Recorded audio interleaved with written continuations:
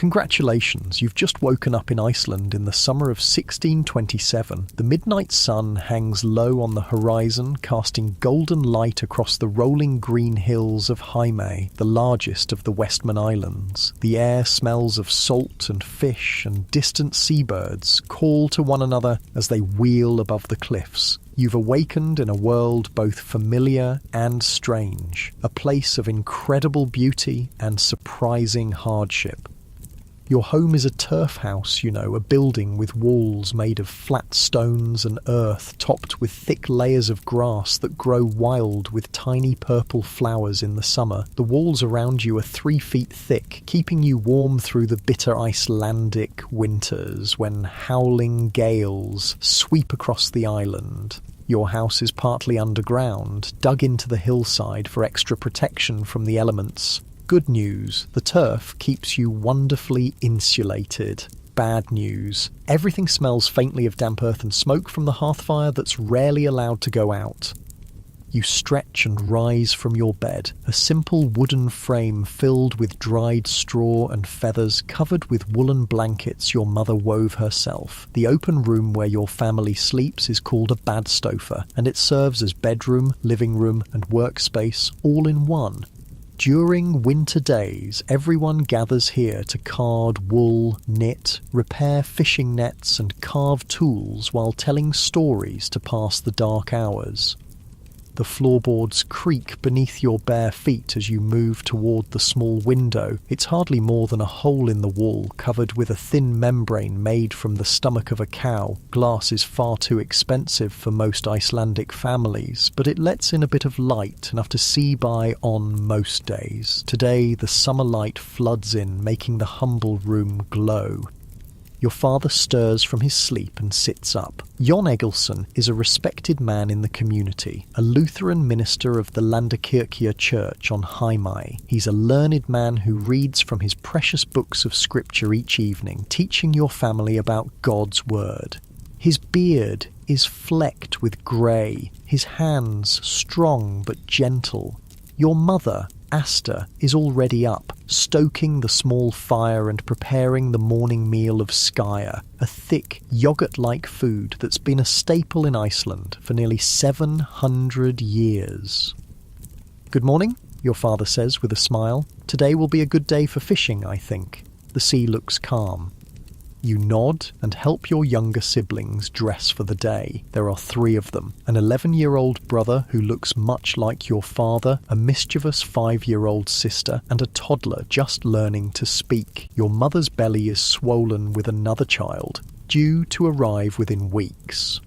The good news is that you have a loving family, bound together by faith and the daily struggle to survive on this remote island.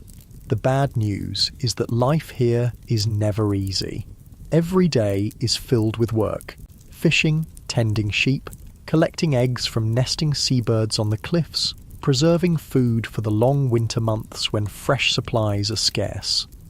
As your family breaks their fast with skyr and rugbrauð, dense, dark rye bread baked slowly by burying the dough in the ground near hot springs, your father speaks of news heard from a Danish merchant ship that arrived last week. There are rumours, he says quietly, of Turkish pirates raiding towns along the coast of England. The Danish captain says they've taken hundreds of people to sell as slaves. Your mother makes the sign of the cross. Surely they would never come this far north, she says.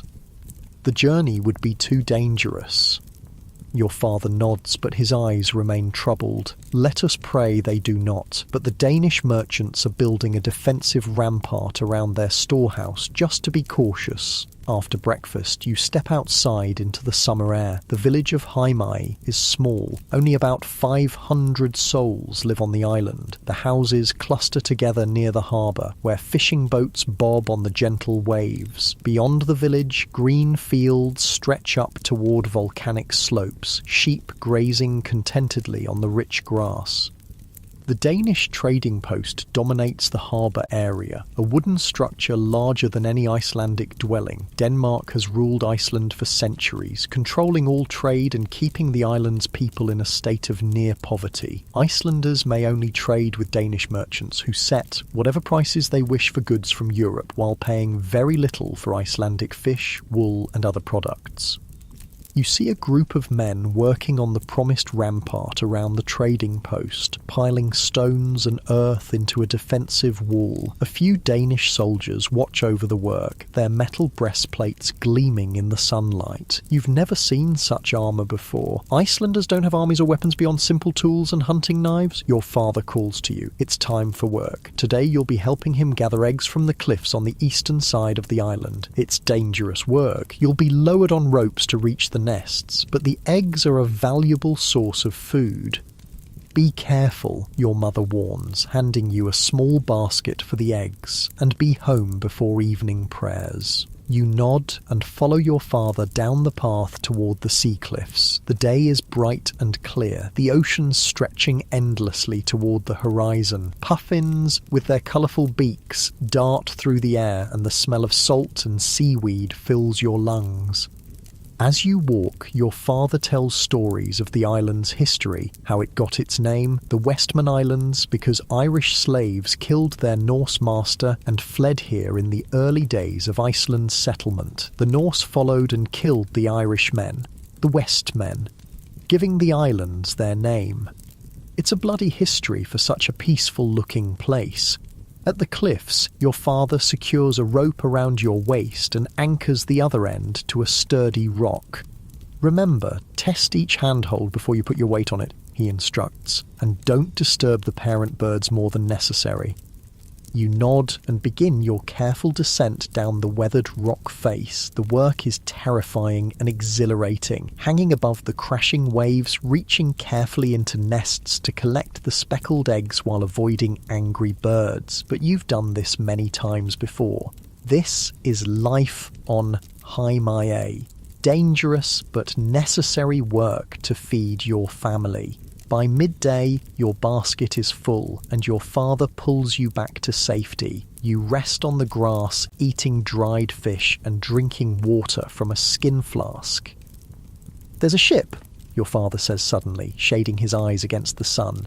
You follow his gaze and see a distant sail on the horizon.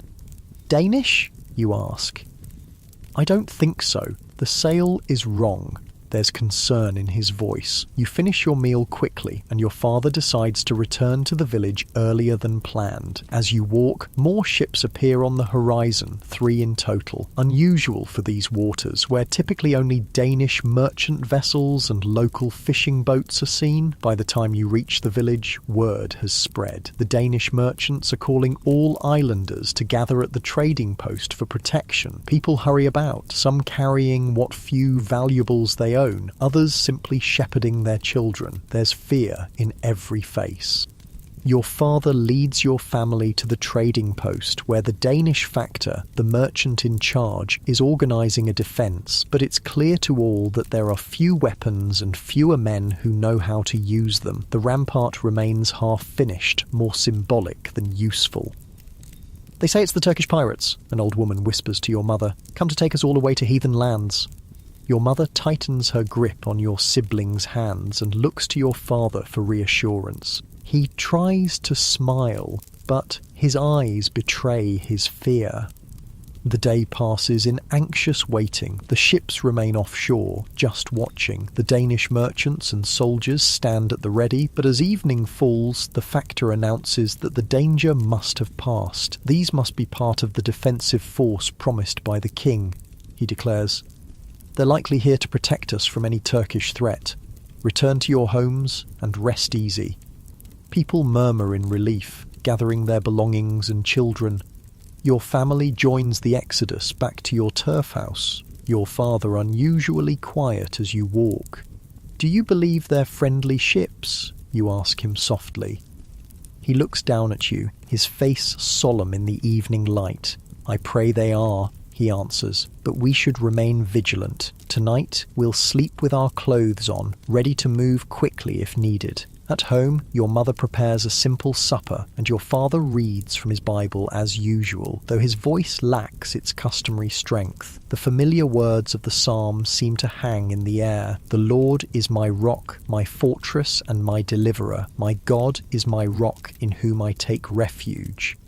Your family sleeps fitfully that night, the summer sky never growing fully dark. Outside, the sea laps against the shore, and somewhere offshore, 3 mysterious ships wait. The air feels heavy with anticipation, as if the island itself is holding its breath. What you don't know, what no one on Jaime knows, is that with the morning will come a terror unlike anything the island has ever seen. Before another sunset, lives will be forever changed, families torn apart, and the peaceful rhythm of island life shattered beyond repair. But for now, wrapped in woolen blankets in your family's turf house, listening to your siblings' soft breathing and your mother's occasional murmured prayer, there is still peace. Tomorrow remains unknown, and tonight sleep eventually comes, uneasy but merciful in its temporary escape from fear. The midnight sun casts long shadows across the island, and the sea whispers secrets to the shore. In houses throughout Jaime, families sleep, unaware that this is their last night of freedom. The ships wait, dark silhouettes against the horizon, harbingers of the storm about to break upon this peaceful shore. The morning dawns bright and clear. You wake to the sound of birds and the gentle murmur of your mother's voice as she hums an old Icelandic hymn while preparing breakfast. The worry from yesterday seems less pressing in the golden light of a new day. The mysterious ships remain anchored offshore, but they've made no threatening moves during the night. Your father has already gone to check on his parishioners, promising to return soon with news. Your mother instructs you to help your siblings dress, while she kneads dough for the day's bread. The baby is restless today, she says, placing a hand on her swollen belly. Like a fish trying to swim upstream, she smiles, but there's a tightness around her eyes that betrays her lingering concern. Through the small window, you can see people moving about the village, resuming their daily tasks. The Danish merchants have opened their storehouse, and women are gathering to trade dried fish and woolen goods. Life seems to be returning to normal despite the presence of the unfamiliar ships. Suddenly, shouts rise from the harbour. You rush to the door and peer outside. People are pointing toward the sea, but not at the ships anchored offshore. Something new is happening. Your mother joins you, shading her eyes against the morning sun. "What is it?" she asks. "Boats," you say, watching as 3 large rowboats detach from the mysterious ships and head toward the island. But they're not approaching the harbour. Instead, they're making for a rocky stretch of shoreline to the south, a place locals call Reningjatangi, or Robber's Point, though no one can remember how it got that name until today. "Get your siblings," your mother says, her voice suddenly firm. "We need to find your father." But before you can gather the little ones, your father appears, running up the path to your house, his face pale and his breath coming in gasps. "They're landing at Reningjatangi," he pants. "The Danish factor says they're pirates, Barbary corsairs from North Africa. We must hide immediately." Your mother gasps, one hand over her mouth, the other protectively covering her belly. "But where? The turf house offers no protection." "The caves," your father says decisively. "Many are already heading there. Quickly now, take only what we can carry easily." In a flurry of activity, your mother wraps bread and dried fish in cloths, while you help the little ones into their warmest clothes. Your father grabs his Bible and a small pouch containing the family's few coins and valuables. "Ready?" he asks, looking at each of you in turn. You nod, though your heart is pounding so hard you think it might burst from your chest. Your little sister is crying softly, sensing the fear but not understanding its cause. Your older brother stands straight and tries to look brave, but his hands tremble at his sides. Outside, the village is in chaos. People run in all directions, some toward the inland hills, others toward the small boats pulled up on the shore, hoping to row to the mainland. The Danish merchants and soldiers have already retreated behind their rampart, closing the heavy wooden gate against anyone seeking refuge. Your father leads your family toward a path that winds up the hillside toward a series of caves known to the islanders as emergency shelters during storms. Others are headed the same way, carrying children and whatever possessions they could grab in haste. You look back over your shoulder and see the first of the pirates reaching the shore. Even from this distance, they're terrifying, wild-looking men with curved swords and strange clothing. They leap from their boats and immediately begin running toward the village, spreading out like hunting wolves. "Don't look back," your father urges, taking your hand. "Just keep moving." The path grows steeper, and your mother struggles with her pregnancy. Your father supports her with one arm while carrying your toddler brother with the other. You hold your sister's hand tightly, pulling her along when she wants to stop and rest. Almost there, your father encourages as the first dark openings of the caves come into view. Several families have already reached them, disappearing into the shadowy safety of the earth. But then you hear shouts behind you, closer than they should be.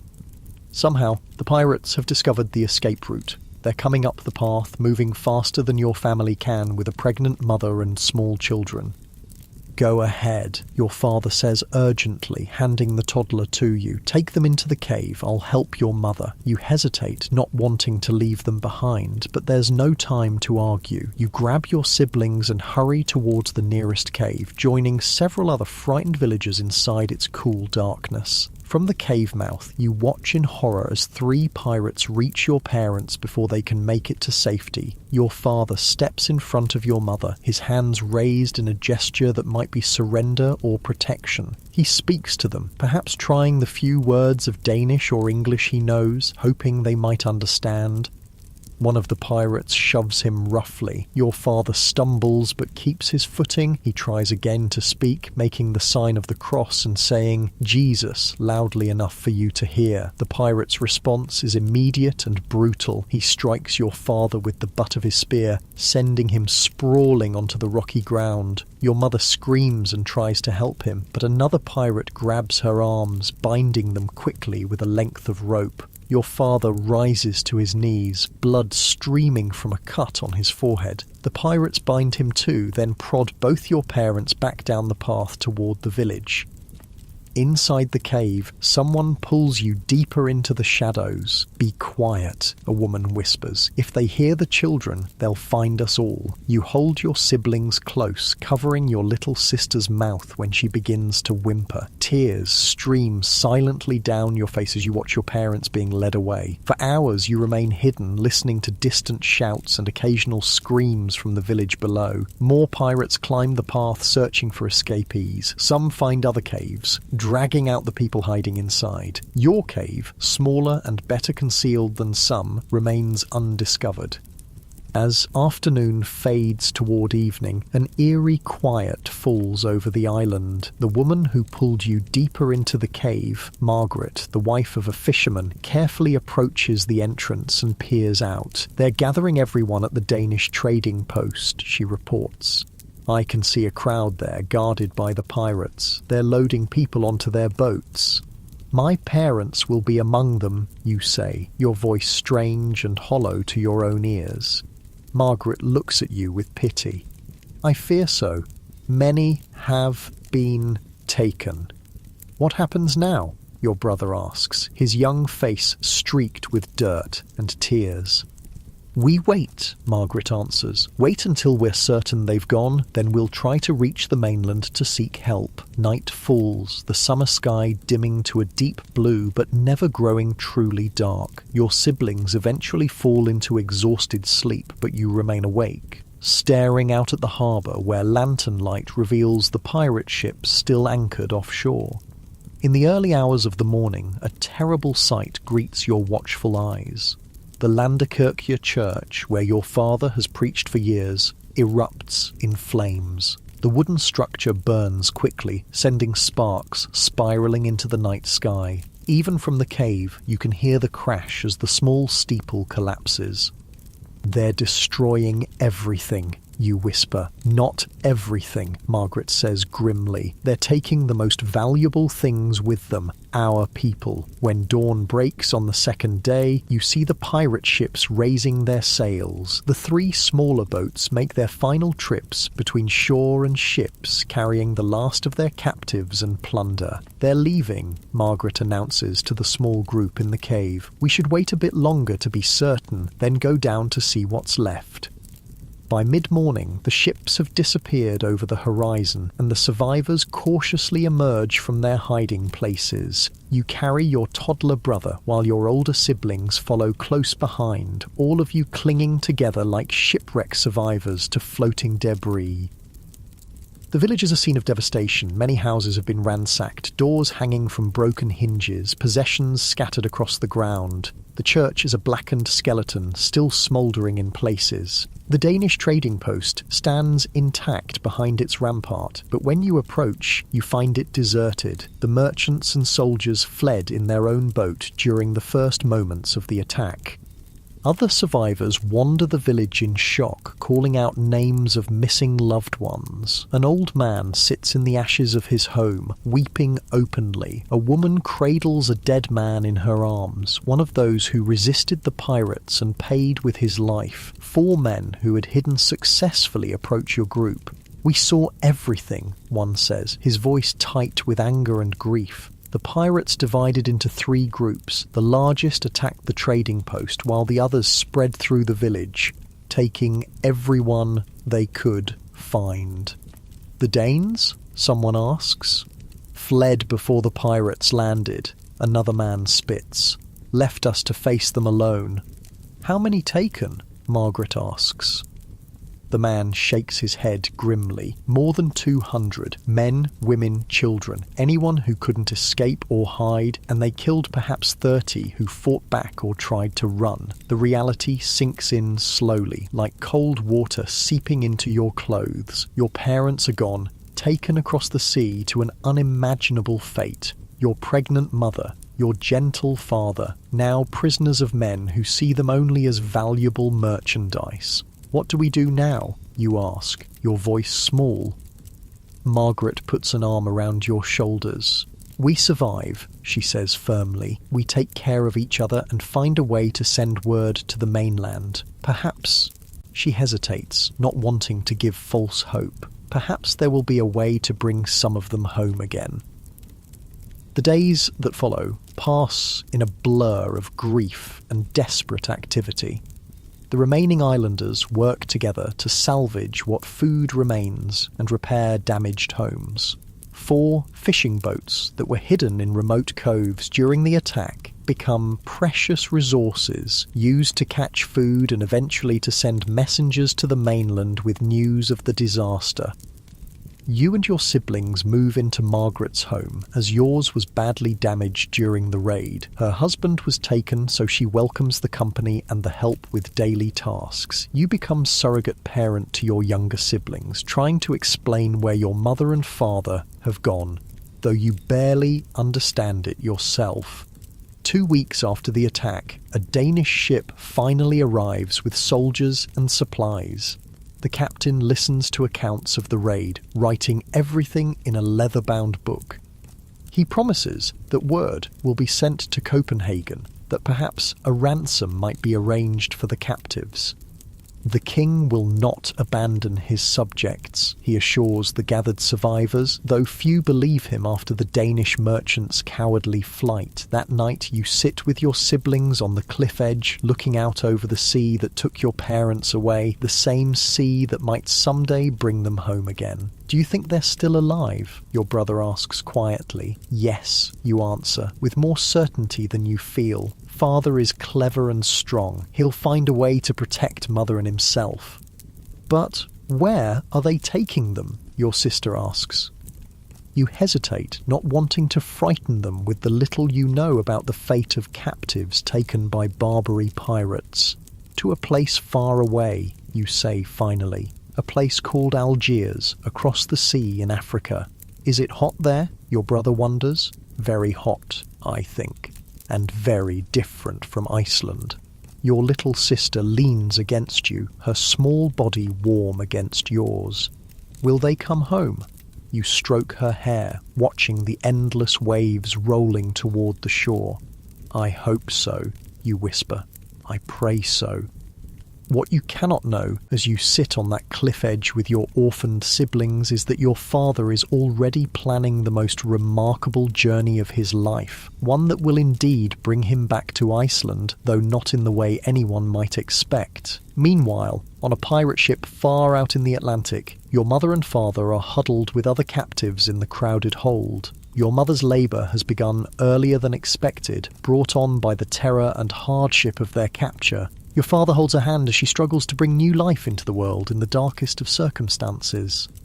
Above them, on deck, the pirate captain plots a course for Algiers, unaware that among his human cargo is a man whose determination to see his family again will drive him across half of Europe and into legend. As night falls on Haimai, you lead your tired siblings back to Margaret's house, carrying the weight of your new responsibilities with as much courage as you can muster. The island slowly heals around you, though it will never be the same. Nearly half its population is gone, leaving a wound that can never fully close. In the weeks and months to come, you will learn to fish and hunt birds' eggs on your own. You will teach your brother to mend nets and your sister to card wool. You will tell them stories of your parents each night before sleep, keeping their memory alive while hoping against hope that they might somehow return. And sometimes, in the quiet moments between tasks, you will climb back to that cliff edge and look out over the vast ocean, wondering what strange shores your parents now walk upon, and whether they too gaze across the water, dreaming of home. Far out on the rolling Atlantic, the three pirate ships make their way southeast, back toward the distant shores of North Africa. The summer sky stretches endlessly above, stars visible even through the short northern night. Below deck, in the cramped and stuffy hold of the largest ship, your mother lies on a bed of straw, her face drawn with pain and exhaustion. Your father kneels beside her, whispering words of comfort and prayer as her labour continues hour after hour. The captives around them do what little they can to help, offering scraps of cloth, small sips of water, creating a circle of protection around the labouring woman. These are their neighbours and friends from Jaime, now bound together by shared misfortune. "It's too soon," your mother whispers, tears streaming down her face. "The baby isn't due for weeks yet."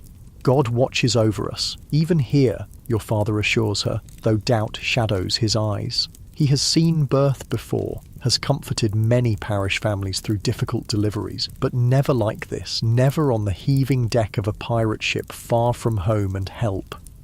Through the night, your mother's pain increases. The other women captives take turns supporting her, wiping her brow, sharing what little knowledge of childbirth they possess. Your father prays without ceasing, his voice a constant murmur beneath the groans of the ship and the occasional shouts of pirates above. As dawn breaks across the eastern horizon, a new sound joins the symphony of the ship, the thin, reedy cry of a newborn. Your mother lies back, exhausted but smiling weakly, as one of the women places a tiny, red-faced infant on her chest. "A boy," the woman says, her own face alight with wonder despite their dire circumstances. "A healthy boy."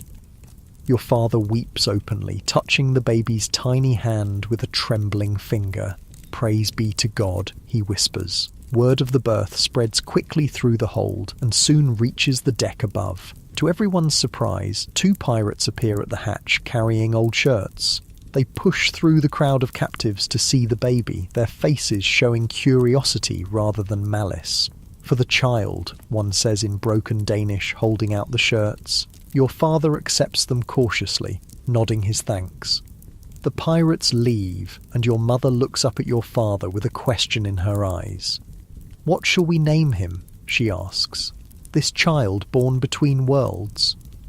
Your father thinks for a moment, then says, "John, after our good Reverend who died defending his flock." He speaks of Reverend John, who was killed on the shore during the first moments of the raid when he tried to reason with the pirates. The other captives murmur approval, and so your new brother receives his name, Jon Olafsson, born on the boundless sea, neither in Iceland nor in Africa, but in the vast in-between. Days pass, melting one into another as the ships continue their southward journey. The heat grows more intense as they leave northern waters behind. The captives suffer in the airless hold, given barely enough food and water to survive. Some of the elderly become ill, their strength sapped by the conditions and the heartbreak of captivity. Your little brother, against all odds, thrives. Your mother's milk flows despite her own hunger and thirst, and the baby grows stronger each day. The pirates continue to show a surprising interest in him, sometimes bringing extra food for your mother, for the milk, they explain with gestures when language fails. They are men, after all, your father observes quietly, not devils, though they do the devil's work. By the time a month has passed, the ships have traversed the entire length of the Atlantic Ocean, sailing around the Iberian Peninsula and into the warmer waters of the Mediterranean. The captives are allowed on deck more often now, perhaps because the pirates know there is nowhere to escape to, or perhaps out of some small mercy as the hold grows ever hotter and more fetid. Standing on the deck, your parents get their first glimpse of the North African coast, a ribbon of golden sand backed by distant mountains shimmering in the intense heat. The sight brings no joy, only the dread of what awaits them in this alien land. Algiers, one of the pirates tells your father, pointing toward a white city that appears on the horizon. The word means nothing to the Icelanders, but they will soon learn to both fear and know it well. The harbour comes into view, a forest of masts from dozens of ships surrounded by white buildings climbing up hillsides topped with strange dome-shaped structures and tall, slender towers. Nothing in this landscape resembles the green cliffs and turf houses of home. Even the light is different, harsh and white rather than the soft golden glow of Iceland's summer sun. As the ships drop anchor in the deep water of the harbour, small boats approach to ferry the captives to shore. Your parents, with baby John wrapped tightly against your mother's chest, are among the first group taken. Your father helps your mother climb carefully down into the waiting boat, then follows himself. The African sun beats down mercilessly as they're rowed toward the shore. Your mother shields the baby with a piece of cloth, worried about the heat that feels so intense it might burn his delicate skin. Your father squints against the blinding glare, trying to comprehend the alien world they're approaching. When they reach the shore, they're herded quickly up stone steps to a wide plaza. The captives gather there, surrounded by armed guards who shout in a language none of them understand. The plaza teems with people of all descriptions. Men in flowing robes and turbans, others in European dress, women with veiled faces, children darting between adults with the universal energy of youth. So many people, your mother whispers, clutching the baby tighter. She has never seen such a crowd. The entire population of Jaime would be lost in this multitude. Your father nods, his eyes constantly moving, taking in everything. "Look there," he says quietly, pointing discreetly. "Those men in European clothes, I think they might be Christians." Before they can consider approaching these potential allies, the guards begin separating the captives into groups. Men are pulled away from women and children, families torn apart with no regard for their pleas. Your father resists when they try to take him from your mother, and receives a brutal blow for his trouble. He staggers but remains standing, watching helplessly as your mother is led away with other women and small children. "Be strong," he calls to her. "God is with us, even here." She looks back, tears streaming down her face, the baby clutched to her chest. Then she disappears into the crowd.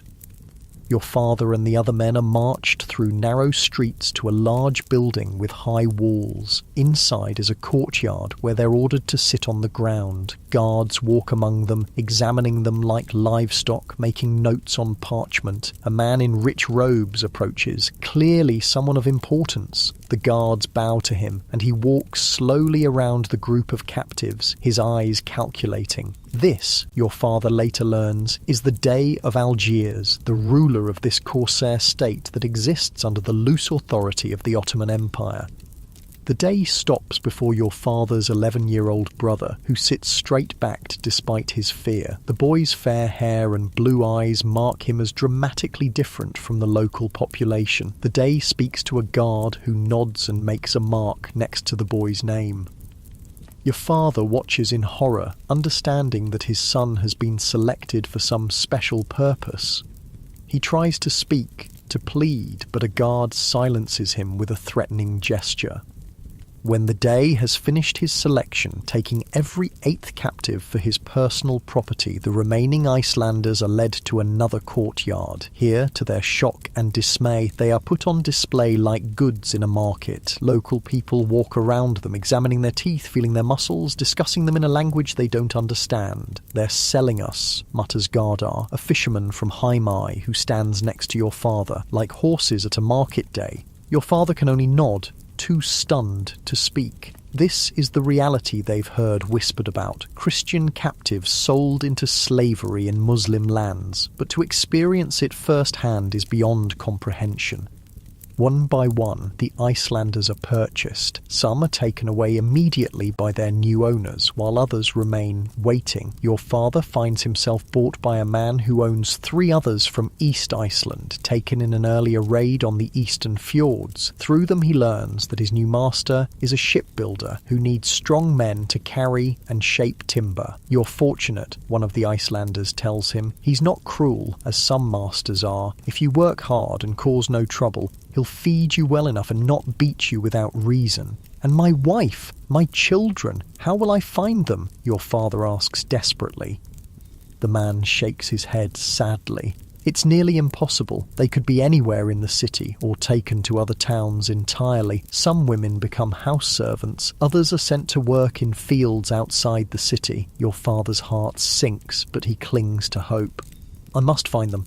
Somehow, I must." His first days in Algiers are a brutal education in his new reality. He's taken to his master's shipyard near the harbour, where he's put to work immediately carrying heavy timbers from storage to the area where ships are built or repaired. The work is exhausting, made worse by the intense heat to which Icelanders are completely unaccustomed. At night, he sleeps on a thin mat in a room with several other slaves, both Icelanders and men from other European nations, Spanish, Italian, even English. Through them, he begins to learn a few words of the local language and more about the society in which he now finds himself. "Algiers lives by the corsair trade," explains an Italian named Marco, who has been a captive for 3 years. "The city's wealth comes from what the pirates bring back. Goods, ships, and people like us. The Dey takes his share, the ship captains take theirs, and the rest is sold in the markets." "How many Christians are held here?" your father asks. Marco shrugs. "Thousands. Some have been here for decades, others manage to be ransomed if they're from wealthy families or countries that negotiate well for their return."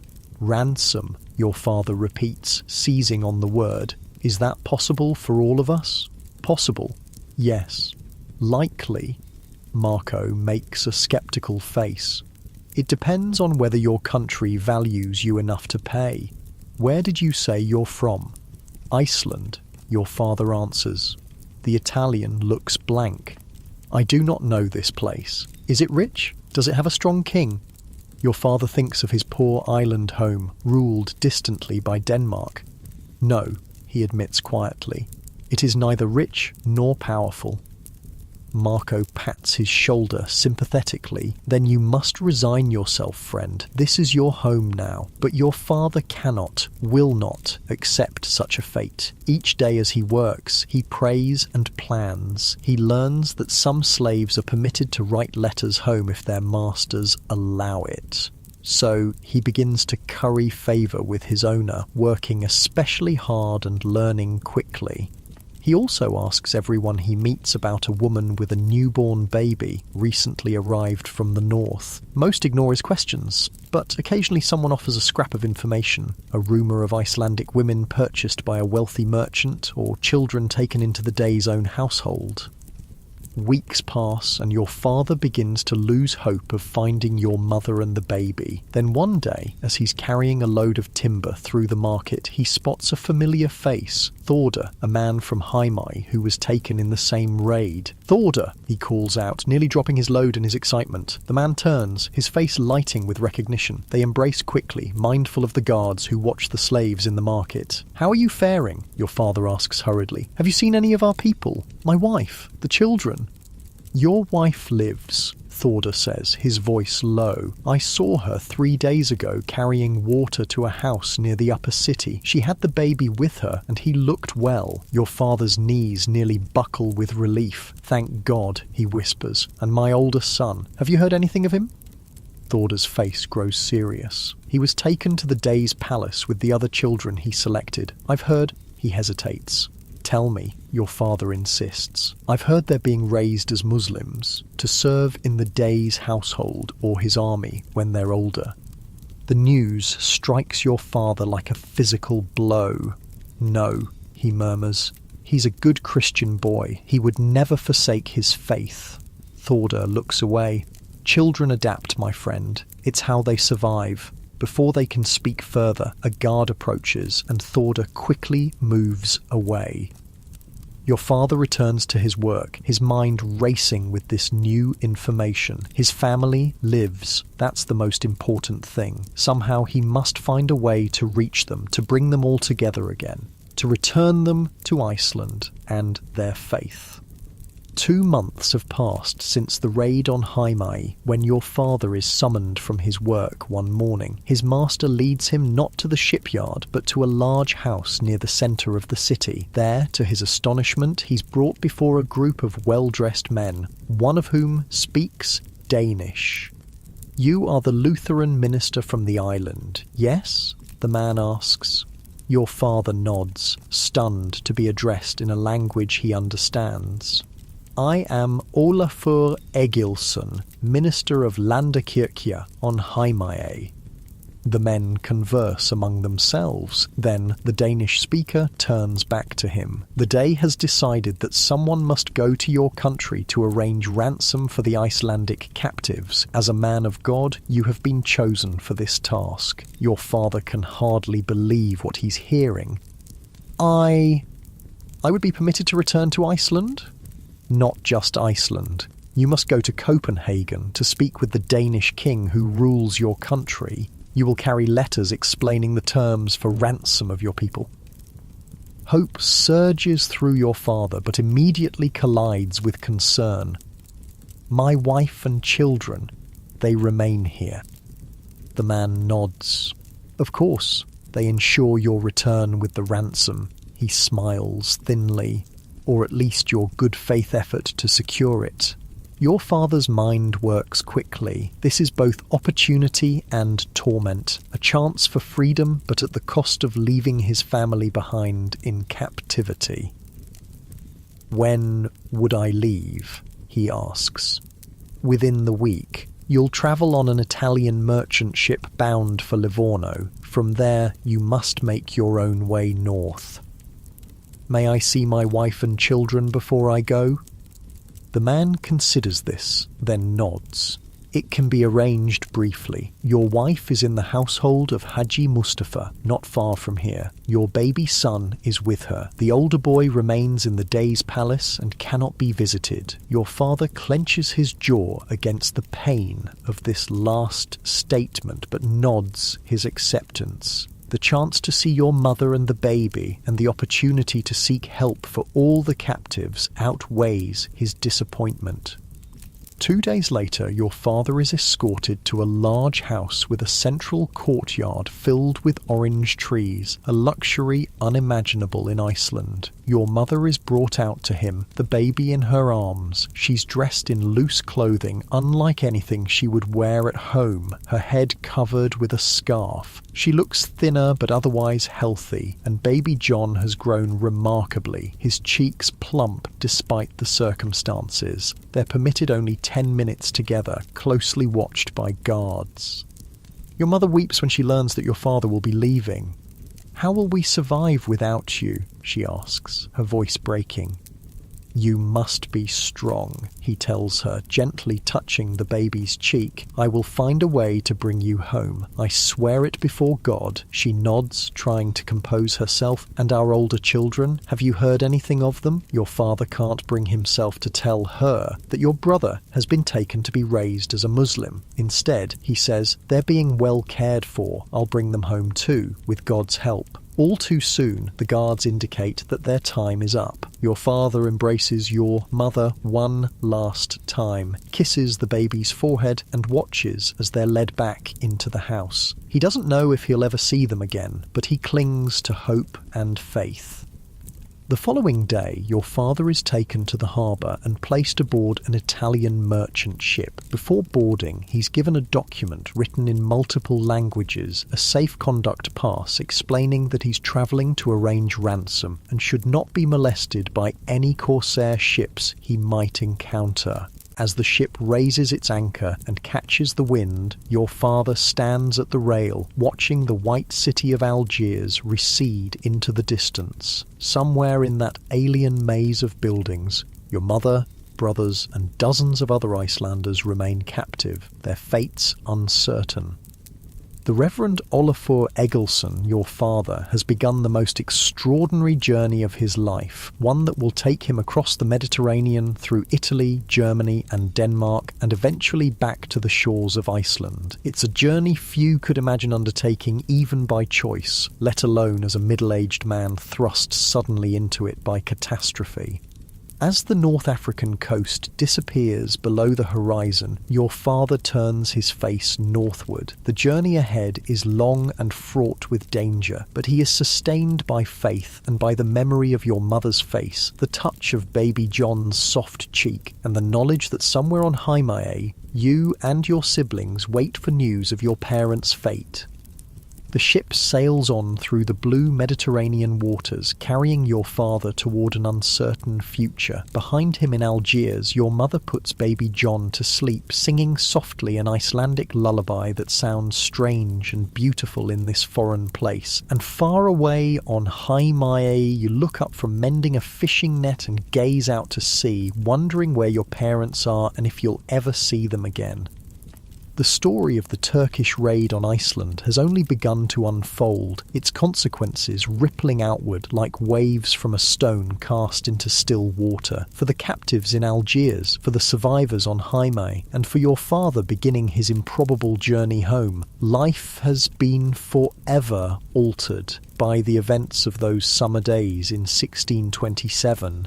But even in the darkest moments, there remains a glimmer of hope. A stubborn belief that families torn apart might somehow find their way back together, that distance and difference might be overcome, that faith might sustain the human spirit through even the most terrible trials. As the stars appear in the Mediterranean sky, different yet familiar constellations to those seen in Iceland, your father whispers a prayer for all those he's left behind. The ship creaks and sways beneath him, carrying him onward toward whatever awaits in the lands to the north. The Italian merchant ship bearing your father away from North Africa moves steadily northward across the Mediterranean. The sailors treat him with a mixture of curiosity and respect. A Lutheran minister from the distant island of Iceland is a novelty even in these waters that have seen travellers from all corners of the known world. During the journey, your father spends long hours gazing at the sea, his mind filled with memories of your mother's face, the weight of baby John in his arms, and the thought of you and your siblings waiting on Himae, unaware of his journey. The burden of responsibility is almost crushing. The lives of over 200 Icelanders now depend on his ability to traverse half of Europe and secure a ransom that seems impossibly large. At night, in the small space he's been allocated below deck, he carefully reads and rereads the documents he carries. The safe conduct pass is written in several languages: Turkish, Arabic, Italian, Spanish and French, none of which he can read fluently. But the day's seal is unmistakable, a swirling mark in dark ink that represents his only protection should they encounter corsair ships. The other document is the ransom demand, a carefully itemised list of the Icelandic captives and the price required for each, with details of how payment should be arranged. The total sum is staggering, far beyond what Iceland's poor economy could possibly produce. After 2 weeks at sea, the ship reaches the port of Livorno on Italy's western coast. Your father steps onto European soil with profound relief, kneeling to kiss the ground and offer a prayer of thanksgiving. Yet this is only the beginning of his journey. He still must cross the Alps, traverse the German states, and reach Denmark before he can even begin to plead his case for the Icelandic captives.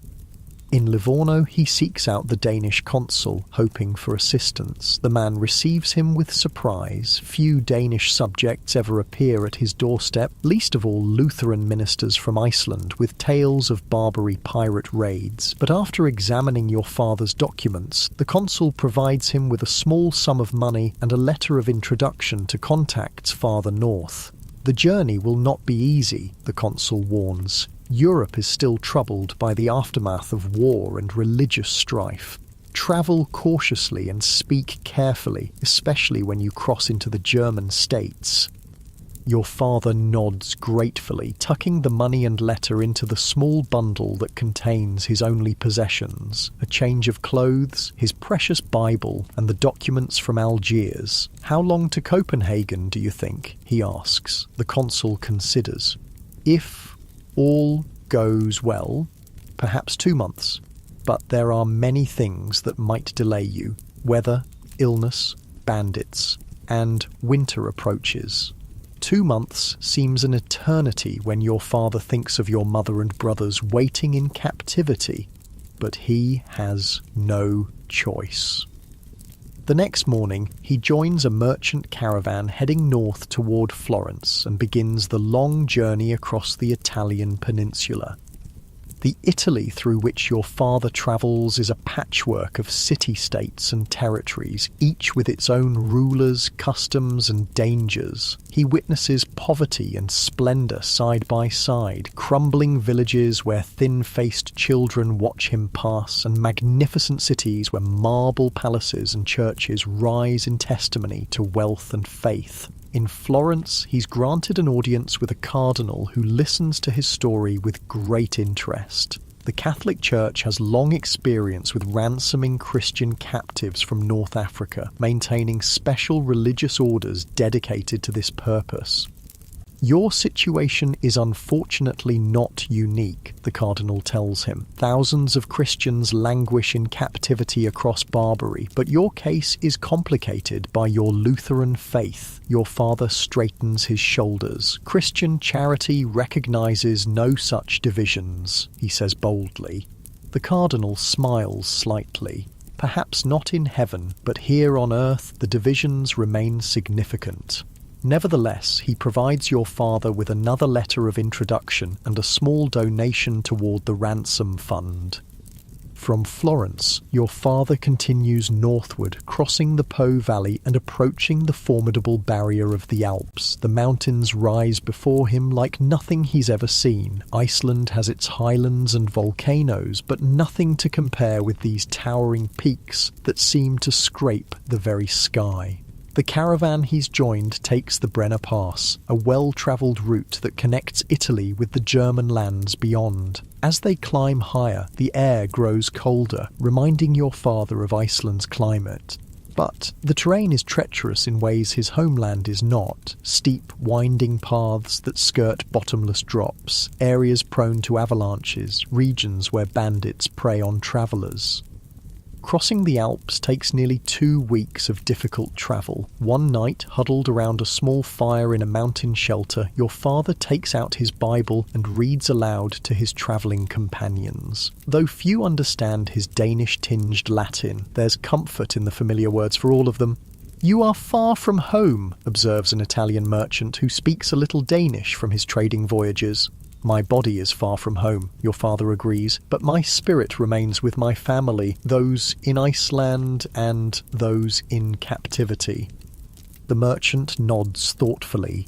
"I have heard stories of these Barbary captives. Some remain slaves for many years, others convert to Islam to improve their circumstances." Your father's jaw tightens. "My people will remain true to their faith," he says firmly, though in his heart he fears for your brother, taken into the day's household to be raised as a Muslim. Finally, they descend from the mountains into the southern German territories. Here, your father must navigate a complex political landscape still recovering from decades of religious warfare. As a Lutheran minister, he finds more sympathy for his cause in Protestant territories, while in Catholic regions he must tread carefully, presenting himself simply as a Christian seeking help for captive countrymen. The journey through Germany is slow and often discouraging. Winter has arrived in earnest, bringing snow and bitter cold that make travel increasingly difficult. Your father falls ill for a time, burning with fever in a small inn while precious days slip away. He dreams of Iceland during his illness, of green summer fields and the midnight sun, of turf houses warm with family gathered inside, of the church where he preached for so many years. When he recovers, he pushes northward with renewed determination, though his body is weakened. Each day brings him closer to Denmark, where he hopes to find a more receptive audience for his plea. The Danish king, after all, is the sovereign ruler of Iceland. Surely he will not abandon his subjects to slavery in Africa. By early spring of 1628, nearly 6 months after leaving Algiers, your father finally reaches Copenhagen. The city is larger and more imposing than he imagined, its harbour crowded with ships, its streets bustling with commerce and activity. After the rural simplicity of Iceland and the arduous journey through southern Europe, the Danish capital feels overwhelming. He finds lodging in a modest inn and immediately seeks an audience with royal officials who might help his cause. But the Danish court moves slowly, and access to those with real power proves difficult to obtain. For weeks, your father waits, each day visiting offices and antechambers, presenting his documents and explaining his mission to increasingly junior officials. The king is very concerned with the situation, they tell him. The matter is being given the highest consideration. But no concrete action follows these assurances. Your father begins to understand a painful truth. While the raid on Iceland was a catastrophe that tore apart hundreds of families and devastated entire communities, in Copenhagen it's merely one problem among many facing the kingdom. After a particularly discouraging day of unsuccessful petitioning, your father sits in a small church seeking solace in prayer. An elderly clergyman notices him and approaches. "You seem troubled, brother," the man says gently. Your father explains his situation, the words pouring out after months of careful diplomatic speech. He tells of the raid on Jaime, of the captives taken, of his wife and children separated from him, of the seemingly insurmountable task of raising enough money to free them. The clergyman listens intently, then says, "I may be able to help you reach someone who will listen. There is to be a gathering of church officials tomorrow. Come with me, and you shall tell your story."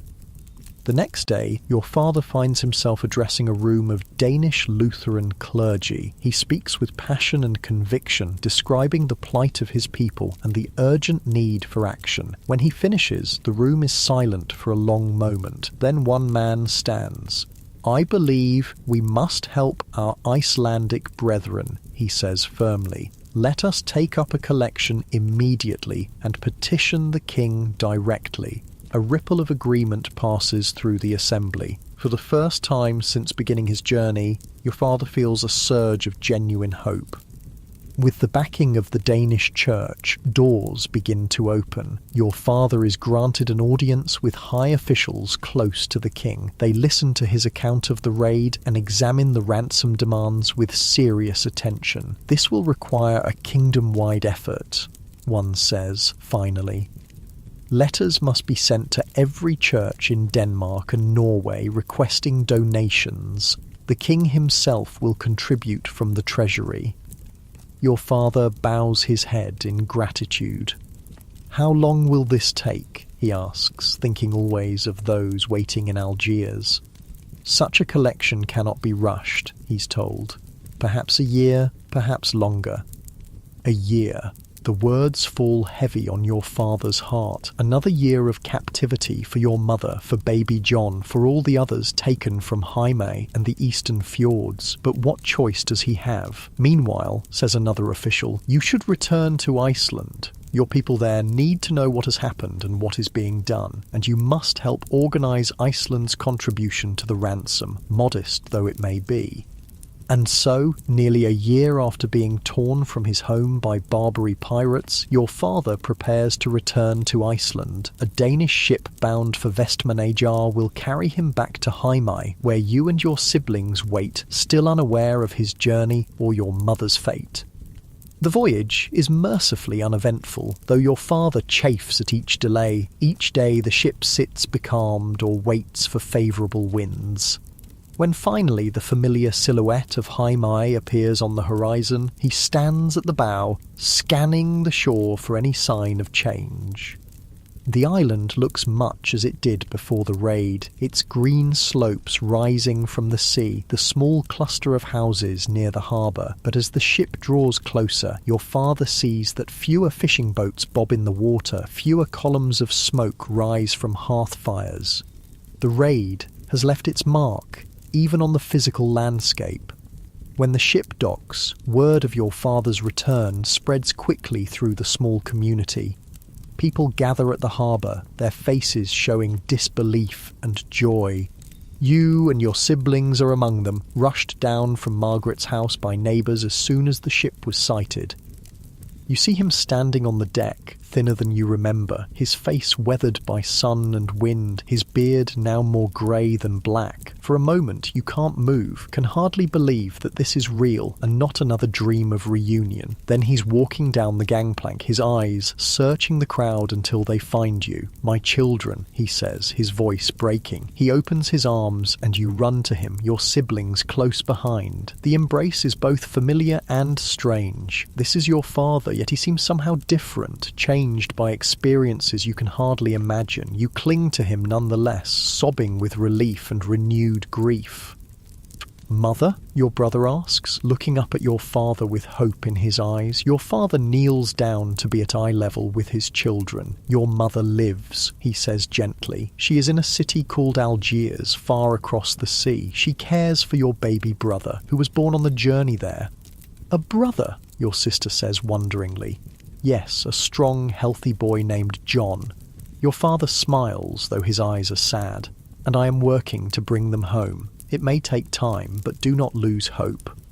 That night, your father stays in Margaret's house with you and your siblings. The neighbours crowd in, eager to hear news of their own loved ones taken in the raid. Your father tells them what he can, who he saw in Algiers, what conditions were like, which captives remained healthy and which had fallen ill or died. Some of the news brings comfort, some only fresh grief. But for all of them, there is now at least some knowledge to replace the terrible uncertainty that has haunted them for months.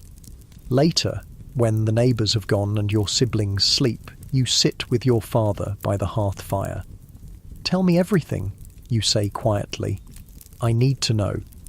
And so he does, speaking in a low voice so as not to wake the others. He describes the journey to Algiers, the birth of baby John at sea, the slave markets and the separation of families. He tells you of his journey through Europe, the obstacles and occasional kindness he encountered, the slow progress in Copenhagen. And now, you ask when he falls silent, now I must travel around Iceland, telling our story in every parish, collecting what donations people can spare. The Danish church is doing the same throughout their kingdom. When enough money is gathered, negotiators will be sent to Algiers to arrange the ransom. How long will it take? Your father sighs, showing for a moment the deep weariness he usually conceals. I don't know. Years, perhaps. The sum demanded is enormous. You take this in, trying to imagine your mother and baby brother waiting years for freedom. Will they all come home? You ask finally. Your father hesitates. I pray so, he says, but I must be honest with you. Some may choose to convert to Islam to improve their situation. Others may not survive the conditions or the waiting, and some... He pauses, thinking of your elder brother taken into the day's household. Some may become so changed by their experiences that they no longer wish to return. The thought is almost too painful to contemplate. You push it aside and focus on what can be done now. I want to help, you tell your father. Whatever needs to be done, I'll do it. He embraces you again, this time with pride mingling with the sadness. You've already done so much, caring for your siblings, keeping hope alive. But yes, there will be work for all of us in the days ahead. In the following weeks, your father begins the task of documenting everything that happened, from the first sighting of the pirate ships to his return to Iceland. He writes in a clear, steady hand, creating a record that will be sent to Copenhagen and may ultimately be published as a warning to other coastal communities and as a call for donations. He calls this document his Reisubok, his travel book. In it, he describes not only the raid and captivity, but also the strange lands and customs he witnessed on his journey. He writes of the white buildings of Algiers climbing up from the blue Mediterranean, of the crowded markets filled with goods from every corner of the world, of the complex society where Christians, Muslims and Jews live side by side in an uneasy arrangement. As spring turns to summer, your father must leave again, this time to travel around Iceland, spreading word of the captives' plight and gathering donations. Before he goes, he takes you and your siblings to the cliff where you've often gone to look out to sea. Whenever you miss your mother or wonder where she is, he tells you, come here and look southward. Though many lands and waters lie between, you're gazing in the direction of Algiers and know that she looks northward, thinking of you. It's small comfort, but it's something tangible to hold on to. In the difficult years that follow, you often return to this spot, imagining your mother's eyes turned toward the same stars that shine above Iceland. Your father's journeys around Iceland take him away for months at a time, but whenever he returns to Jaime, he brings stories and occasionally letters that have somehow made their way from Algiers. These precious messages, written by your mother or dictated to someone who can write, become your most valued possessions. The baby grows strong, one letter says. He babbles words in both our tongue and the local language. I tell him stories of Iceland and his family waiting there, so he will know who he is and where he belongs. Time passes, a year, then two, then more. The effort to raise ransom money continues, though progress is slow. The Danish kingdom faces other challenges, wars, economic difficulties, political tensions, that often push the plight of Icelandic captives to the background. Your father ages visibly under the strain of his constant travels and the burden of responsibility. Yet he never abandons hope, never stops working toward the day when the captives might return. And in Algiers, though you cannot see it, your mother maintains her faith and identity despite the pressures to convert. She teaches baby John the Lord's Prayer in Icelandic, whispered at night when no one can hear. She learns enough of the local language to communicate with her masters and to navigate the bewildering streets on the rare occasions she's allowed outside the household. Sometimes, standing on a rooftop terrace with the baby in her arms, she looks northward across the Mediterranean toward the distant, invisible shores of Europe and beyond them, the even more distant island of Iceland. Like you, she imagines a connection spanning the vast distance, a thread of love and memory that neither time nor separation can break. The story of the Turkish raid on Iceland and its aftermath is a tapestry still being woven, threads of courage and endurance intertwining with those of loss and change. For all the captives, for all those waiting at home, for your father journeying tirelessly between worlds, life has become a constant negotiation between hope and reality, between holding on and letting go. As another day ends on Himalaya, you stand on your cliff edge, looking southward as you've done so many times before. The sea stretches endlessly before you, its surface catching the last golden light of the setting sun. Somewhere beyond that horizon, your mother rocks your baby brother to sleep with an Icelandic lullaby. And somewhere on the roads of Iceland, your father continues his mission, carrying the stories of the captives to anyone who will listen, gathering coins and prayers, keeping alive the hope of reunion. The evening star appears in the darkening sky, the same star that shines above Algiers. In this, at least, you remain connected, bound by the unchanging constellations that wheel above a world where everything else seems uncertain. Years pass like water flowing to the sea. You grow from child to adolescent to young adult, your life shaped by absence. The raid of 1627 has marked not just your family, but all of Iceland, a wound in the collective memory of a small island nation. On Himalaya, life gradually returned to its rhythm after the initial shock of the raid. The Danish merchants rebuilt their trading post, new families moved into abandoned homes, children who lost parents were taken in by relatives or neighbours. The physical scars healed first. The burned church was reconstructed, damaged houses repaired, fishing boats replaced. But the emotional wounds remained raw, especially for those like you who lived each day with the knowledge that loved ones suffered in captivity far away. Your father's efforts to raise ransom money continued tirelessly. His Reisubok was published and distributed throughout Denmark and Norway, bringing attention to the plight of the Icelandic captives. Letters went out to churches across northern Europe, appealing for donations to the ransom fund. Every coin collected was dutifully recorded and added to the growing sum. But progress was agonizingly slow. Iceland's economy, poor in the best of times, had been further weakened by the loss of so many productive adults. Denmark, distracted by involvement in the 30 Years' War raging across Europe, could spare little from its treasury. Despite your father's passionate advocacy, the full ransom amount seemed perpetually out of reach. Meanwhile, letters continued to arrive sporadically from Algiers, brought by merchant ships or diplomatic envoys. Your mother's messages grew fewer and shorter over the years. Paper and writing materials were precious luxuries for a slave, but each one was a treasure confirming she and your baby brother still lived. John speaks well now, one letter reported, in both our tongue and Arabic. He asks about his father and siblings in the northern land. I tell him stories of snow and green summer hills, though he has never seen either. Another letter, received 6 years after the raid, contained more troubling news. Some of our people have taken the Muslim faith, seeing no hope of rescue. I cannot blame them, for their conditions improve greatly when they convert. But I hold fast to our Lord Jesus and teach John the prayers of our homeland in secret. Your father read these letters with a mixture of joy and sorrow. Joy that your mother and brother lived, sorrow at the thought of their continuing captivity and the pressure to abandon their faith. The letters never mentioned your older brother, taken into the day's household, and your father could only pray that he too survived and remembered his origins.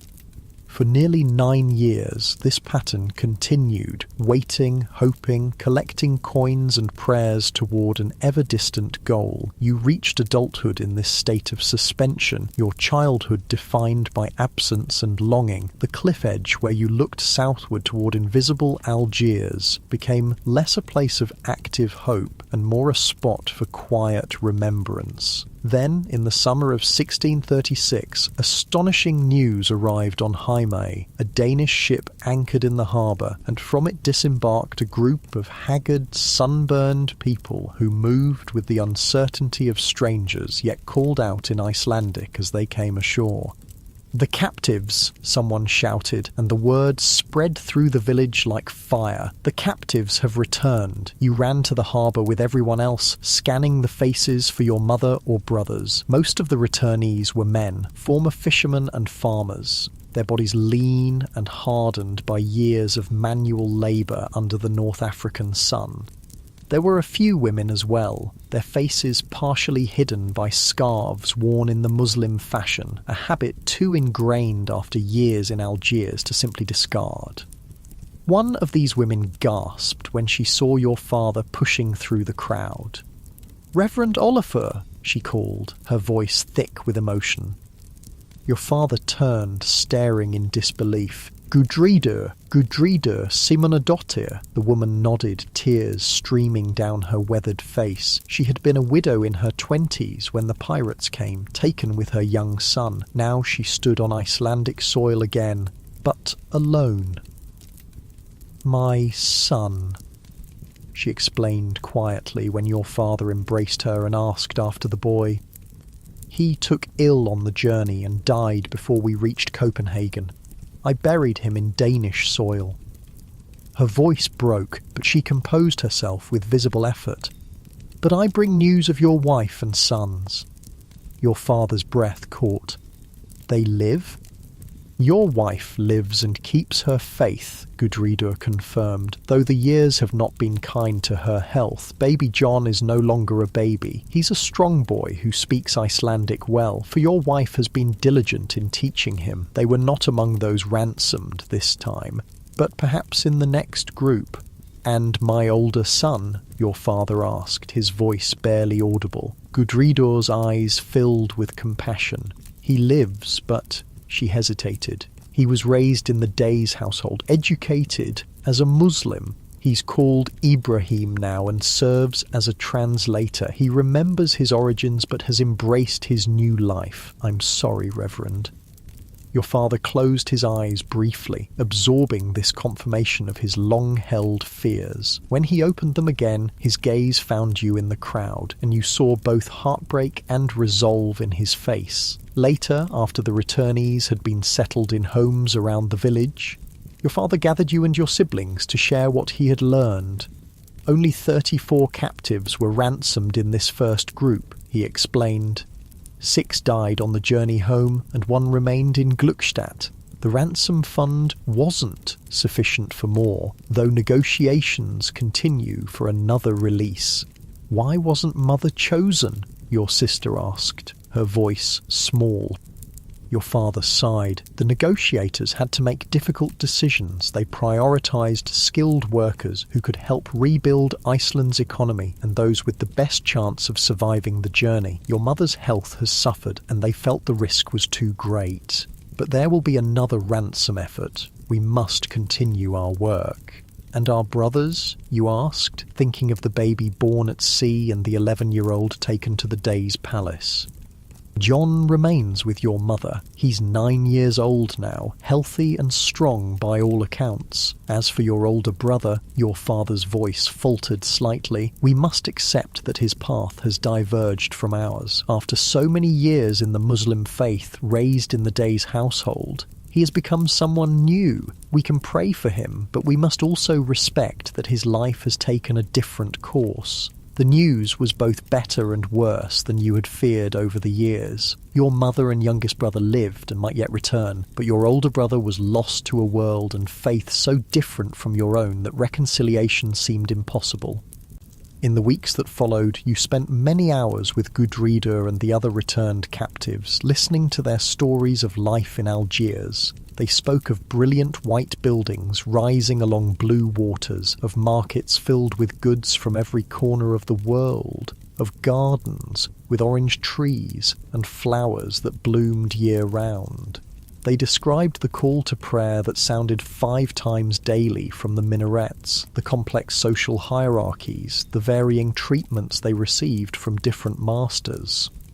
Gudrida, more educated than most, had worked as a domestic servant in a wealthy household where she was treated relatively well. Others had endured harsher conditions, hard labour in fields or construction, abuse and mistreatment, pressure to convert to Islam. Some who converted did so sincerely, finding truth in that faith, she told you one evening as you walked along the cliffs. Others did it merely to improve their circumstances. Either way, they could never return here. The Danish church would not permit Muslims to settle in territories under its authority. And those who kept their Christian faith, you asked? They suffered more, generally speaking, but they also maintained a stronger sense of identity and connection to home. Your mother was one of these, a pillar for the other captives, always reminding them of who they were and where they came from. The returned captives found reintegration difficult in many ways. They had been changed by their experiences. Their speech was peppered with Arabic words, their habits and tastes altered by years in a different culture. Some found they no longer fit comfortably into Icelandic society, feeling like strangers in what should have been home.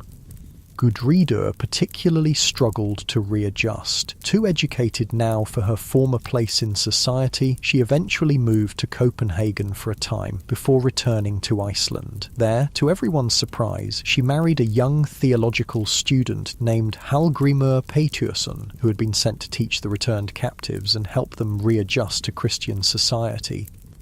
Life continued its flow, the currents of time carrying everyone forward. Another 9 years passed, bringing you to the cusp of middle age. Your siblings had married and started families of their own. Your father, now an old man with a snow-white beard, continued his ministry on Heimaey, though his body was bent with age and the burden of his long mission. In 1645, astounding news arrived once again. A second ransom had been paid, and 8 more Icelandic captives had reached Copenhagen. Among them, you learned with a surge of emotions too complex to name, were your mother and brother John. Your father, despite his age and frailty, insisted on travelling to Copenhagen immediately. You accompanied him, unwilling to let him make the difficult journey alone. The voyage was hard on his weakened body, but determination sustained him. As your ship entered Copenhagen's harbour, he stood at the rail, scanning the docks with eyes dimmed by age but brightened by hope. The reunion, when it finally came, was both joyous and painful. Your mother, once a strong, handsome woman in her prime, was now thin and stooped, her face deeply lined, her hands gnarled from years of hard labour. 18 years of captivity had taken their toll. Beside her stood a young man of 19, your brother John, born on the pirate ship, raised in Algiers, a stranger who shared your blood. Your father embraced them both, tears streaming unashamedly down his lined face. You hung back, suddenly shy in the presence of this mother you had mourned and missed for half your lifetime, this brother you had never known. "Come," your mother said, opening her arms to you. Her voice was just as you remembered, though roughened by time and hardship. "Let me see the child I've held in my heart for 18 years. You stepped forward, and then you were in her arms, breathing in a scent both foreign and achingly familiar, a mixture of unfamiliar spices and the essential essence of the woman who had given you life. John watched uncertainly, his gaze moving between you and your father, between his past and his future. Later, in the modest rooms provided for the ransomed captives, your mother told her story, 18 years condensed into hours of quiet narrative. She spoke of daily life as a domestic slave, of teaching John in secret about his heritage and faith, of illness and recovery, of moments of kindness and cruelty from her masters. "And our older son?" your father asked, the question he had both dreaded and needed to ask. Your mother's eyes filled with tears. "I saw him twice in all those years. He's a man of importance now in the day's court, respected, educated, fully committed to his adopted faith. He remembered me, was kind in his way, but there was a distance that could not be bridged. He has a wife, children of his own. His life is there, not here." Your father nodded slowly, accepting this final confirmation of what he had long suspected. "And you?" he asked, turning to John. "What are your thoughts of Iceland, this land you've heard about but never seen?" John considered the question carefully. Though he spoke Icelandic well, a testament to your mother's dedication, he had the thoughtful demeanour of someone navigating between worlds. "It's strange," he admitted, "cold and green and empty compared to Algiers. But it's where I belong, isn't it? By blood and faith, if not by experience." "You belong where you choose to belong," your father said gently. "The choice is yours now." John smiled slightly. "Then I choose to know the land of my parents, to learn what it means to be Icelandic after years of hearing stories. Whether I stay forever, that I cannot yet say." The journey back to Iceland proved too difficult for your mother's weakened health. In Copenhagen, she fell ill with a fever that her body, depleted by years of captivity, could not fight. You and your father remained at her bedside, John hovering uncertainly nearby, as she slipped away, free at last, but not in the way any of you had prayed for during those long years of separation. You buried her in Danish soil, as Gudridur had buried her son years earlier. Your father, grasping his son's hand on one side and yours on the other, spoke the funeral prayers in a voice that remained strong despite his grief. "She is home now," he said after the last amen, "not in Iceland, but in heaven, which is the true home we all seek." After the funeral, you returned to Iceland with your father and brother. John adapted to his ancestral homeland with a resilience born of his unusual childhood. Having navigated between cultures and languages all his life, he found ways to bridge the gap between his Algerian upbringing and his Icelandic heritage.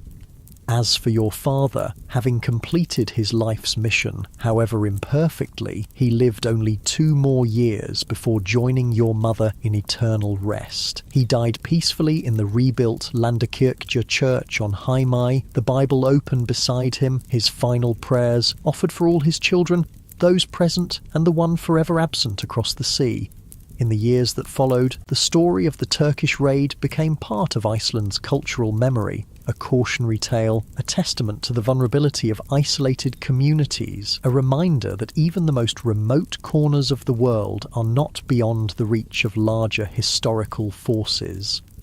For the families directly affected, like yours, the raid's impact extended across generations. Some captives eventually returned, forever changed by their experiences. Others remained in North Africa, creating new lives and identities. And those left behind in Iceland, like you, lived with absence and uncertainty that shaped your entire existence.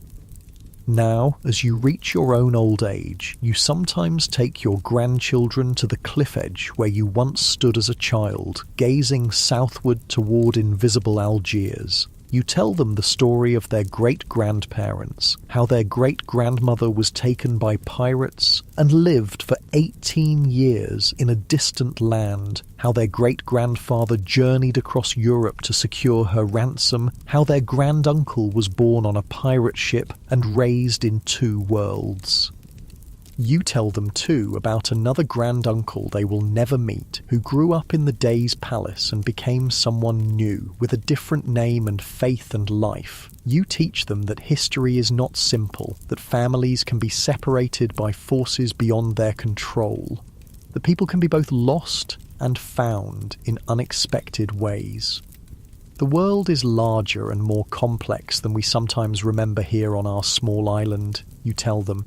There are many ways to live, many faiths to follow, many places to call home. The important thing is to hold on to our humanity, our compassion, even in the darkest moments. Sometimes on clear nights you take the children outside to look at the stars, the same stars that shine over Algiers, over Copenhagen, over all the places your family's story has unfolded. You tell them how these constant celestial lights connected you to your mother during the long years of separation, how they remind us that beneath the same sky we are all part of a single human family despite our differences. The Turkish raid on Iceland in 1627 remains one of the most extraordinary episodes in your island's history, a moment when the isolated north collided with the distant south, when Lutheran Icelanders were thrust into the heart of the Muslim world, when families were shattered and partially remade across cultural and religious divides. In the quiet evenings of your old age, sitting by the fire in your turf house with your memories for company, you sometimes wonder about your older brother, now an old man himself, if he still lives. You imagine him in some sun-washed courtyard in Algiers, perhaps telling his grandchildren stories of the strange, cold island of his birth, of the parents and siblings he barely remembers, of how fate and history can sweep individuals into unexpected currents. Like the vast ocean that both separates and connects Iceland and North Africa, this story has no neat ending, no simple moral, no complete resolution. Some wounds healed, others never did. Some captives returned, others remained forever lost. Some questions were answered, others will linger eternally unanswered. What remains is the human capacity to endure, to adapt, to create meaning even from suffering. What remains is your family's story, preserved in your father's reisubok, in letters carried across seas, in memories passed from generation to generation, in the quiet resilience of an island, people who faced an unimaginable horror and found ways to continue. As the northern lights dance across the night sky above Haimai, you offer a final prayer of gratitude for your mother's strength, your father's determination, your brother's adaptability, and for the complex tapestry of human experience that weaves together even the most distant shores under the same canopy of stars. In Iceland, in Algiers, and in all places between, the midnight sun and crescent moon continue their eternal dance, illuminating the endless stories of those who live, suffer, love, and endure beneath their shifting light.